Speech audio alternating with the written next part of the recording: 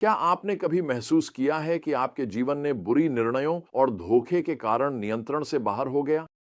याकूब और एसाव की कहानी एक अच्छा उदाहरण है कि कैसे हमारे पापी स्वभाव को परमेश्वर के सत्य से ऊपर चुनने से विभाजन, कड़वाहट और अव्यवस्था उत्पन्न होती है। लेकिन यह भी दिखाता है कि परमेश्वर की कृपा हमारी असफलताओं से कहीं अधिक महान है और वह सबसे टूटी हुई परिस्थितियों को भी सुधार सकता है।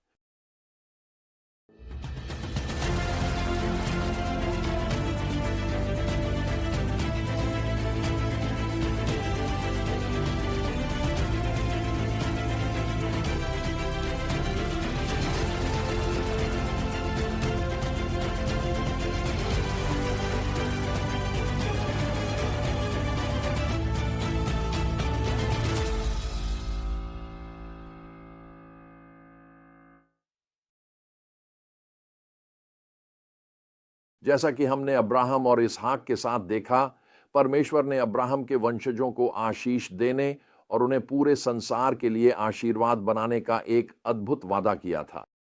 हालांकि इस परिवार को बनाना बड़े संघर्षों के बिना नहीं था, क्योंकि शत्रु ने संघर्ष और पाप के माध्यम से परमेश्वर की योजना को विफल करने का प्रयास किया। उत्पत्ति 25 में हम जुड़वा भाइयों याकूब और एसाव को उनकी मां के गर्भ में ही लड़ते हुए पाते हैं। एसाव, जो बड़ा भाई था, लाल और बालों से भरा हुआ जन्म लेता है। याकूब एसाव की एड़ी पकड़कर बाहर आता है, जो भविष्य के संघर्ष का संकेत देता है। दोनों भाई एक दूसरे के विपरीत थे। एसाव एक बाहरी व्यक्ति था, जबकि याकूब एक शांत स्वभाव का घर में रहने वाला व्यक्ति था। एक दिन एसाव थका मांदा लौटता है और याकूब को एक कटोरा दाल के बदले अपनी जायदाद का अधिकार बेच देता है।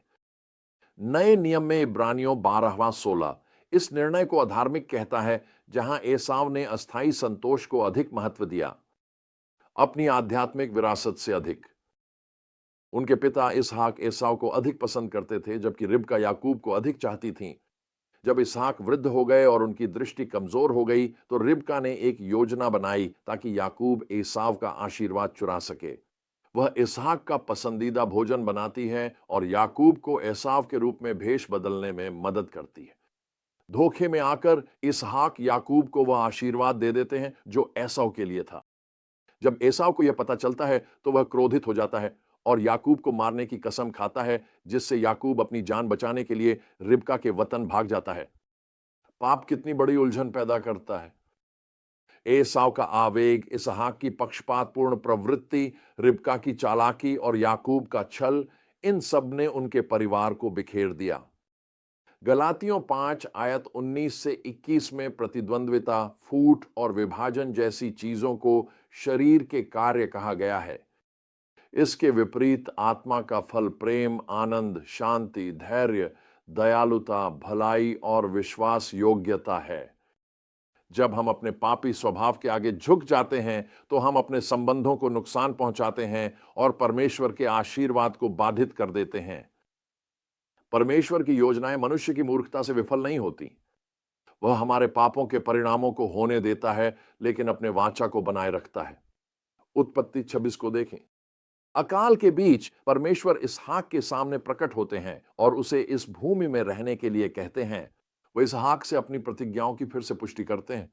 इसलिए इसहाक बस जाता है और अब्राहम के कुओं को फिर से खोलता है। अपने पिता की तरह इसहाक भी अपने जीवन के भय से अबीमेलेक के सामने अपनी पत्नी के बारे में छल करता है। फिर भी परमेश्वर की कृपा इसहाक पर बनी रहती है और वह 100 गुना समृद्ध होता है। अबीमेलेक परमेश्वर के हाथ को पहचानता है और एक संधि करता है। मित्रों, पाप के परिणाम वर्षों तक, यहां तक कि पीढ़ियों तक बने रह सकते हैं। एसाव की कड़वाहट और याकूब का निर्वासन मेल मिलाप से पहले 20 से अधिक वर्षों तक बना रहता है और उनके निर्णय उनके वंशजों को प्रभावित करते हैं। एसाव से एदोमी उत्पन्न होते हैं, जो इसराइल के चिरस्थायी शत्रु बनते हैं। लेकिन परमेश्वर की अनुग्रह और भी महान है।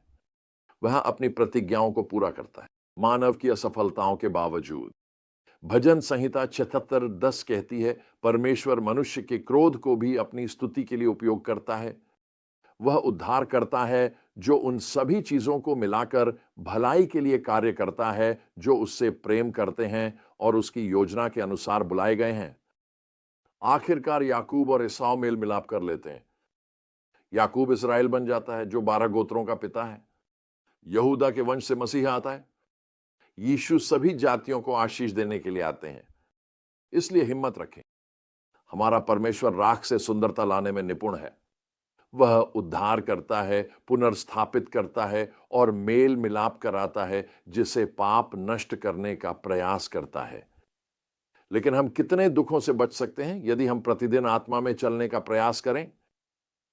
मैंने देखा है कि छल, ईर्ष्या और कटुता कैसे सार्थक संबंधों को छीन सकते हैं। कई साल पहले ईर्ष्या के कारण एक पादरी ने मेरे बारे में कुछ अन्य पादरियों और मसीही नेताओं से झूठ बोला।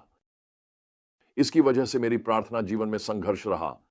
ऐसा लग रहा था जैसे जब मैं प्रभु को खोजता था तो स्वर्ग बंद हो गया हो। एक दिन जब मैं प्रार्थना कर रहा था, प्रभु ने मेरे हृदय में फुसफुसाया कि मुझे उस व्यक्ति को क्षमा करने की आवश्यकता है। मैंने प्रभु से तर्क किया। ऐसा महसूस हुआ जैसे परमेश्वर बहुत दूर हो गए हों।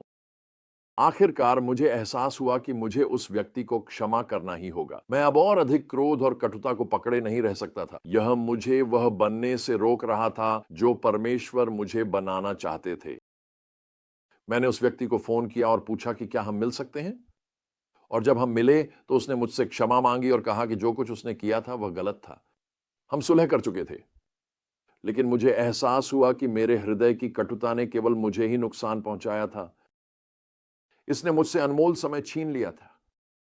जब हम कोई गलती करते हैं तो हमें तुरंत सुलह कर लेनी चाहिए, और जब हमें चोट पहुंचती है तो हमें मन में बैर नहीं रखना चाहिए।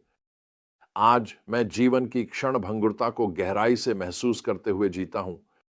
हर दिन महत्वपूर्ण होता है, इसीलिए हमें आज ही प्रकाश में चलना चाहिए। जीवन बहुत छोटा है। इब्रानियों 12:14 कहता है, सबके साथ मेल मिलाप रखने और पवित्रता में जीने का पूरा प्रयास करो, क्योंकि पवित्रता के बिना कोई भी प्रभु को नहीं देख पाएगा। आइए याकूब और एसाव से सीखें। सावधान रहें कि अस्थायी इच्छाओं को शाश्वत इनाम से अधिक महत्व न दें। आगे बढ़ने के लिए छल या धोखे की प्रवृत्ति का विरोध करें। पक्षपात, तुलना और ईर्ष्या से पश्चाताप करें। सभी लोगों के साथ परमेश्वर के प्रेम और शांति का अनुसरण करें। जब कोई अन्याय करे तो क्षमा करें। यदि संभव हो तो मेल मिलाप करें। परमेश्वर पर भरोसा रखें कि वह अपनी प्रतिज्ञाओं को पूरा करेगा। बिना प्रत्येक दिन, प्रत्येक क्षण, हर मामले को अपने हाथों में लेना। अपने आप से पूछें, क्या मैं शरीर के अनुसार बोल रहा हूं या आत्मा के अनुसार? यीशु में बने रहना और आत्मा के अनुसार चलना ही जीवन और शांति का मार्ग है। परमेश्वर का अनुग्रह हमारी कमजोरियों के लिए पर्याप्त है। जिसने तुम में एक अच्छा कार्य शुरू किया है वह उसे पूर्ण करेगा। आइए हम बस उसके साथ सहयोग करें।